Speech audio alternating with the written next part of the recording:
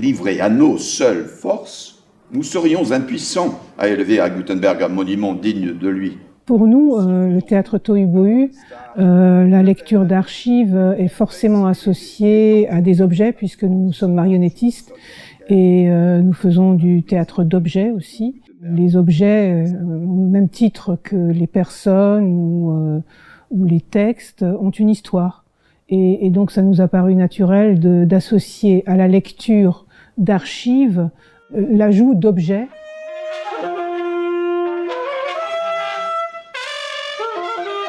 En tant que scénographe, moi j'ai essayé de choisir des objets qui pouvaient effectivement suggérer différentes périodes historiques. C'est un petit peu comme ça, une sorte de pot pourri sur une thématique, comme cette fois-ci autour des inventions. Comme ici dans le spectacle, le fait qu'un laborantin va jouer avec des pipettes qui vont comme ça teinter dans le laboratoire, etc. Pour ouvrir en fait des espaces de compréhension et faciliter en fait l'accès et éviter l'ennui.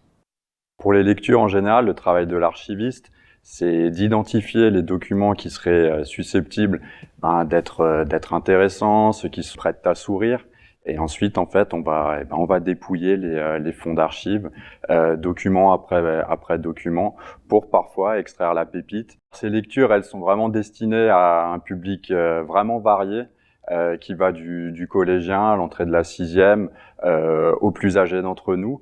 Vraiment, par le biais des lectures, la collectivité européenne d'Alsace souhaite vraiment promouvoir au plus grand nombre le patrimoine écrit alsacien.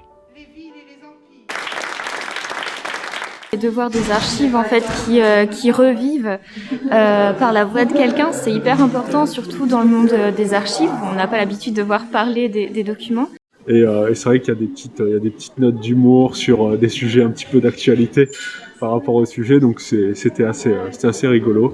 Et j'ai été agréablement surprise de me rendre compte qu'on apprend plein de choses et que le gestuel, la parole, le ton, l'intonation qui a été donnée par les acteurs nous capte et nous donne envie de savoir encore plus.